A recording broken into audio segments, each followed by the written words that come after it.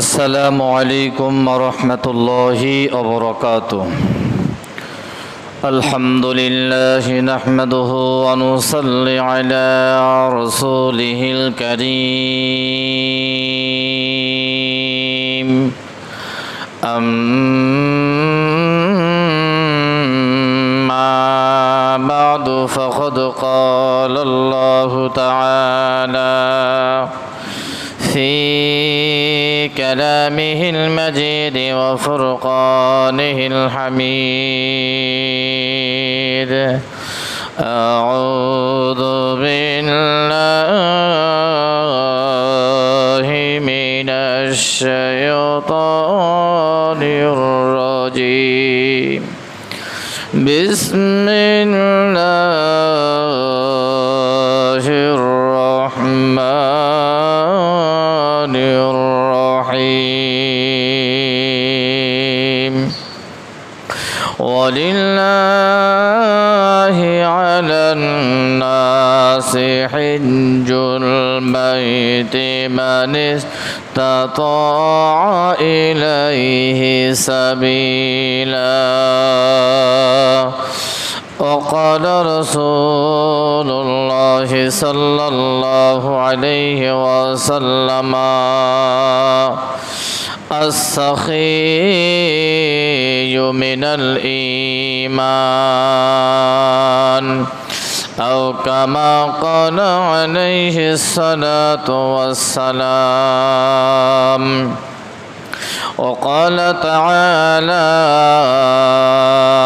في شان حبيبه مخبرا وآمرا إن الله وملائكته يصلون على النبي يا أيها الذين آمنوا صلوا عليه وسلموا تسليما. اللهم صل على سيدنا مولانا محمد وعلى آل سيدنا.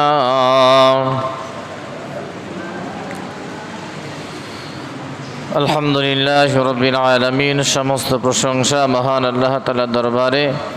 যে পাক রব্বুল আলামিন আমাকে আপনাদেরকে বিভিন্ন জায়গা থেকে, বিভিন্ন অঞ্চল থেকে, বিভিন্ন সমাজ থেকে, পরিবার থেকে আল্লাহ তাআলা সুস্থতা দান করে আমাকে আপনাকে কবুলিয়তি দিয়েছেন।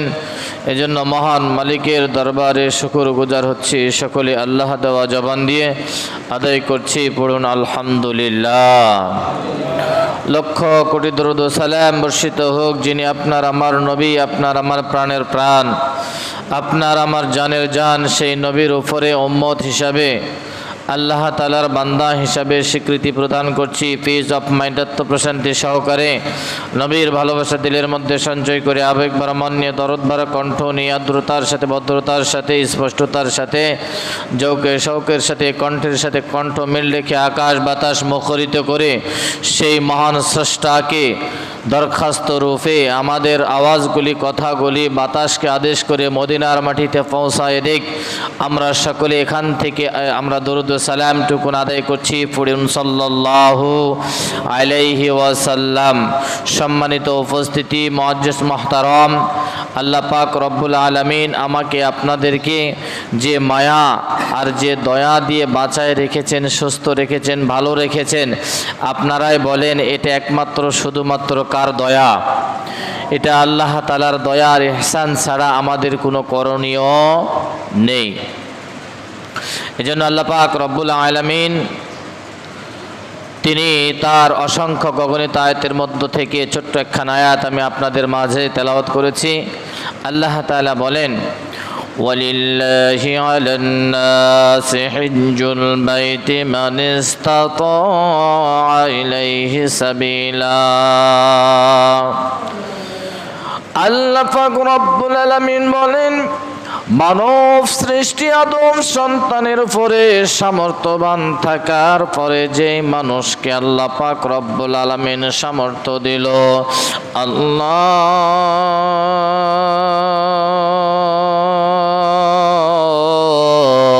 ওই মানুষকে আল্লাহ যে সম্পদ দান করলো, ওই সম্পদের মধ্য থেকে আল্লাহ পাক রব্বুল আলামিন যার উপরে হজ ফরজ করলো, ওই মানুষটিকে হজ আদায় করা আল্লাহর পক্ষে বান্দার উপরে ফরজ হয়ে গেল, বান্দার উপরে ওয়াজিব হয়ে গেল। বলেন সুবহানাল্লাহ। এই জন্য মুসলমান ভাইরা,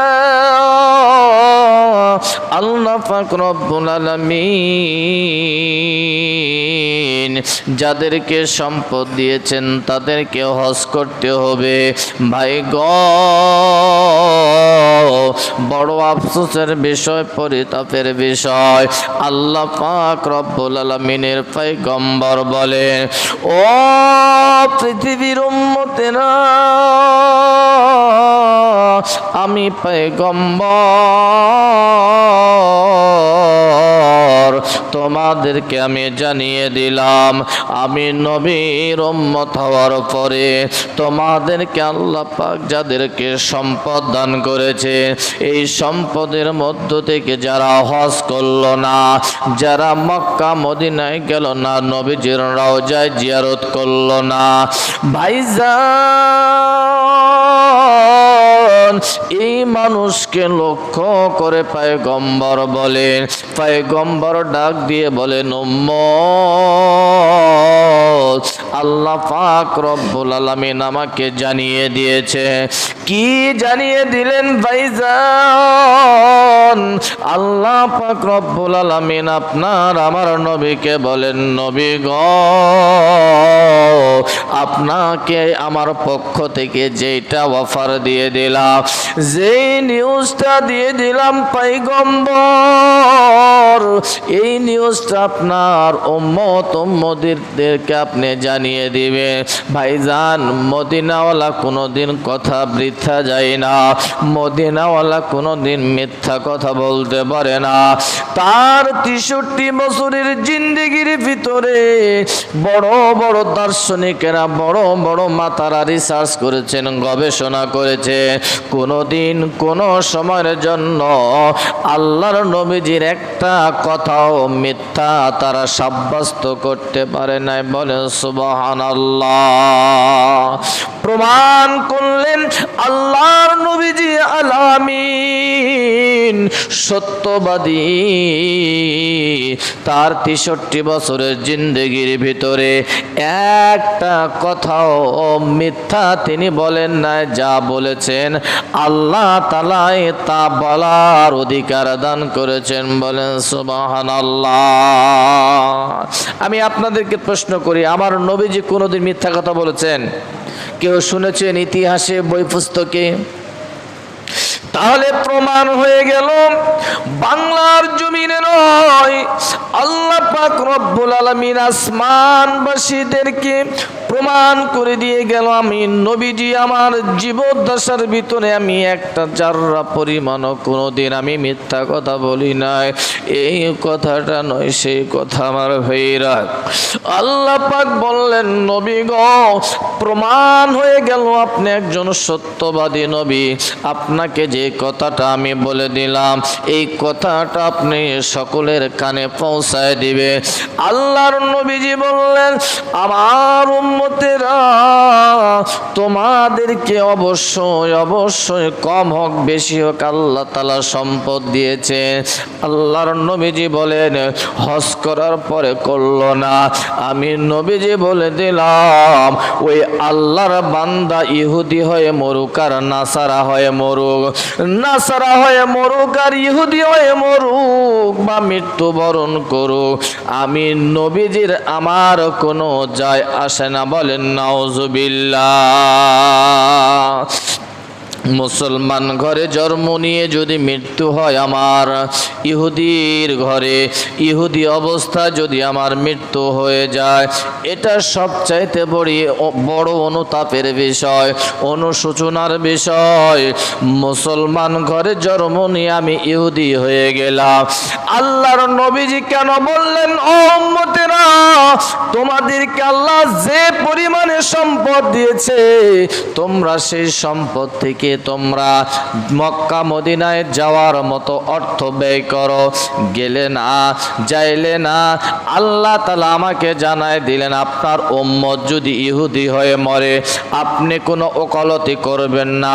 আপনার উম্মত যদি নাসারা হয়ে মরে আপনি আমার কাছে কোনো আপত্তিকর কথা বলবেন না।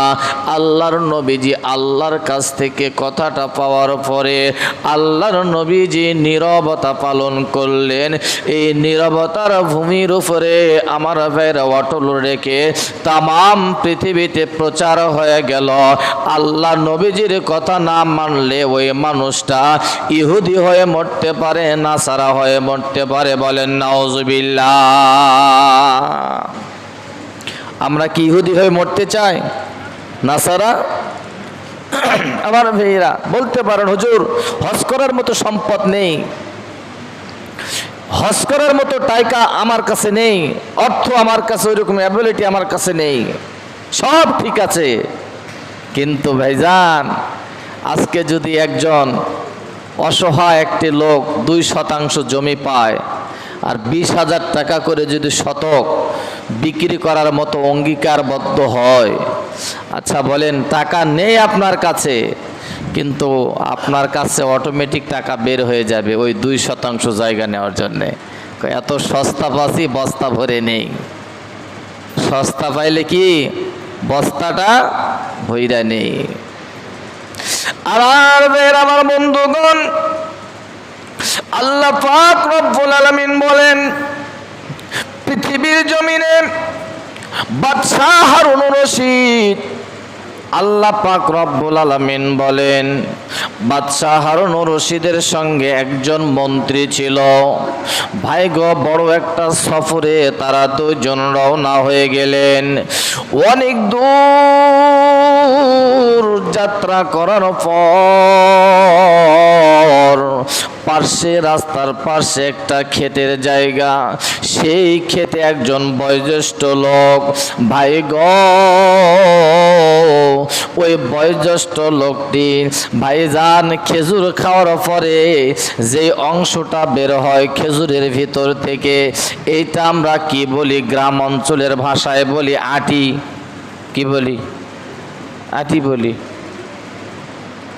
ওই বয়োজ্যেষ্ঠ লোকটি আমার বীরাম বাদশাহ হারুন রশিদ আর মন্ত্রী পথ দিয়ে যখন চলতেছিলেন, বয়োজ্যেষ্ঠ লোকটি ওই খেজুর গাছের, আমার ভাইরা খেজুরের বিচি, আমার ভাইরা ওই আটিগুলি আমার ভাইরা জমিনে রোপণ করতেছিলেন। আর বাদশাহ হারুন রশিদ বললেন, চাচাজি আপনি এগুলোন কি রোপণ করেন, কি জিনিস লাগাইতেছেন? সঙ্গে সঙ্গে বললেন, তোমরা কে আমি তোমাদের চিনি না, তবে যেহেতু তোমরা প্রশ্ন করেছ, আমরা অনেক সময় কিন্তু মানুষকে চিনি না। রোড দিয়ে রাস্তা দিয়ে যদি গরু ক্রয় করে নিয়ে আসি, মানুষের প্রশ্নের কোনো অভাব হয় না। একের পর এক প্রশ্ন করতে তাকে, চাচা কত দিয়ে কিনছেন? 2 ধাপ হাঁটার পরে আবার প্রশ্ন করে, চাচা কত হলো, কাকা কত হলো, ভাইজান কত হলো। এই করতে করতে দেখা যাবে বাড়ি পর্যন্ত বলতে বলতে লোকটা অস্থির হয়ে যায়। হ্যাঁ, হয় না? মনে করে যে কেন গরুটা কিনলাম, গরুটা কিনে যেমন বড় একটা বিপদের মধ্যে পড়ে গেলাম। এত লোক, এত প্রশ্ন, তার মানে ওই লোকটা জানতে চাচ্ছে যে চাচা গরুটার দাম কত হয়েছে। আমার ভাইয়েরা, আমার বন্ধুরা, ওই বয়োজ্যেষ্ঠ লোকটি খেজুর, আমার ভাইয়েরা খেজুরের আটিগুলি রোপণ করতেছিলেন। চাচা চেনে না, হারুন রশিদ বাদশাকে চেনে না, তার মন্ত্রীকেও চেনে না। চাচা বললেন, তোমরা যেহেতু জিজ্ঞাসা করেছ, আমার কাছ থেকে উত্তরটা নিয়ে নাও। আমি এই খেজুরের বিচিগুলি রোপণ করতেছি। বাদশাহ হারুন রশিদ বললেন, চাচাজি এই বিচিগুলি আপনি রোপণ করতেছেন, গাছ হইতে কয়দিন লাগবে? পরিপূর্ণ গাছ হতে কয়দিন সময় লাগবে? এবার বয়োজ্যেষ্ঠ লোকটি বাদশাহ হারুন রশিদকে বললেন, বাবাজিরা তোমরা কে কোথা থেকে আসছো আমি জানি না, তবে আমি আপনাদেরকে বলি এই খেজুরের গাছটা পরিপূর্ণ হতে আর ফল ধরতে 20 থেকে 25 বছর গত হয়ে যাবে। বলেন সুবহানাল্লাহ। একটা খেজুরের গাছের সময় তো ওইরকমই লাগে, একটা তাল গাছের সময় ওইরকম লাগে, 20-25 বছর লাগে। বাদশাহ হারুন রশিদ বললেন, চাচা আপনি তো বয়োজ্যেষ্ঠ লোক, আপনার অর্ধেক বয়স কবরের মধ্যে চলে গেছে, আপনি আনন্দ চিত্তে যেই গাছটা রোপণ করলেন, যে বিচিটা জমিনে আপনি গেড়ে দিলেন, চাচা আপনি তো ওই পর্যন্ত বেঁচে থাকতে পারবেন না। কি বলেন? বাদশাহ হারুন রশিদ বলেন, চাচা আপনি 20-25 বছর পর্যন্ত তো বেঁচে থাকতে পারবেন না, আপনি এই গাছটার প্রতি এত মেহনত কেন, এত চেষ্টা করে গাছটা কেন লাগাইতেছে, এত কষ্ট করে কেন গাছটা লাগান চাচা? সঙ্গে সঙ্গে বাদশাহ হারুন রশিদকে বললেন, বাবাজি এই গাছটা আমি লাগাইতেছি এই জন্য আমার প্রজন্মে যারা আসবে তারা গাছটার ফল খাইবে। বলে সুবহানাল্লাহ। ওই বয়োজ্যেষ্ঠ লোকটি বাদশাহ হারুন রশিদকে বললেন, বাদশাহ হারুন রশিদ শোনেন, আপনাকে বাবা আমি চিনি না, তবে আপনি যে গাছের ফলগুলি এখন খাইতেছেন এই গাছ কি আপনি লাগাইছেন? বাদশাহ হারুন রশিদ বললেন, না না আমি লাগাই নাই। এবার বাদশাহ হারুন রশিদ বললেন, চাচা এই গাছগুলি আমার বাবারা লাগাইতে গত হয়ে চলে গেছে। বাদশাহ হারুন রশিদ বললেন, বাবা লাগাইছে আমি খাইতেছি। এবার বয়োজ্যেষ্ঠ লোকটি বললেন, তাহলে বাবা শোনো, আমি লাগাবো, আমার পরে যারা আসবে এই গাছের ফল তারাই খাবে। বলেন সুবহানাল্লাহ। ব্যাপারটা তো এরকমই, আমি গাছ লাগালে ওই গাছের ফল আমার জোটে না, আমার ছেলেরা খায়, আমার মেয়েরা খায়। যে গাছগুলি অনেক লম্বা সময় ধরে ফল ফ্রুট হয়, এই গাছগুলি অনেকের কপালে জোটে না, পরবর্তী সন্তানেরা ভোগ করে। বাদশাহ হারুন রশিদ যখন চাচার কাছ থেকে কথা শুনলেন, মন্ত্রী বাদশাহ হারুন রশিদ এবার সামনের দিকে অগ্রসর হলেন, অনেক দূর যাত্রা করলেন। এই বয়োজ্যেষ্ঠ লোকটি খামার থেকে বলতে আরম্ভ করে দিলেন, ক্ষেত থেকে আহ্বান করলেন, ও প্রশ্নকৃত বাবাজিরা আমার একটা প্রশ্ন আছে, আপনি এদিকে আসেন। বাদশাহ হারুন রশিদ পিছনে ব্যাক করলেন মন্ত্রী সহ। চাচাকে বললেন, চাচা আপনি আমাকে কি প্রশ্ন করবেন, কেমন প্রশ্ন করবেন? এত দূর যাত্রা করার পর আহ্বান করার কারণটা কি? এখানে কি আপনার মনের ভিতরে জন্মাইলো? সঙ্গে সঙ্গে চাচা বললেন, বাদশাহ হারুন রশিদ আপনি আমাকে যেটা প্রশ্ন করেছেন আমি খুশি হয়েছি। আল্লাহ পাক রব্বুল আলামিনের বান্দা যখন খুশি হলো, বাদশাহ হারুন রশিদ 1000 তোড়ার দিনা মুদ্রা ওই বয়োজ্যেষ্ঠ লোকটিকে উপহার দিয়ে দিল। বলে সুবহানাল্লাহ। 1000 তোড়ার দিনা ওনাকে দান করে দিলেন।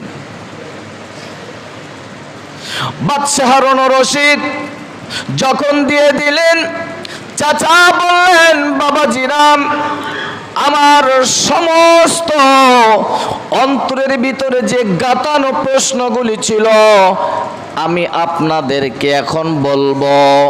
বাদশাহ হারুন রশিদকে বললেন, বাদশাহ হারুন রশিদ, আমি এই গাছের ফল 20 থেকে 25 বছর খাবো কথাটি, কিন্তু দেখেন দেখেন গো, আমি গাছ লাগার সাথে সাথে আল্লাহ তাআলা আমাকে 1000 দিনার মুদ্রা আমাকে দান করে দিলেন। বলেন সুবহানাল্লাহ।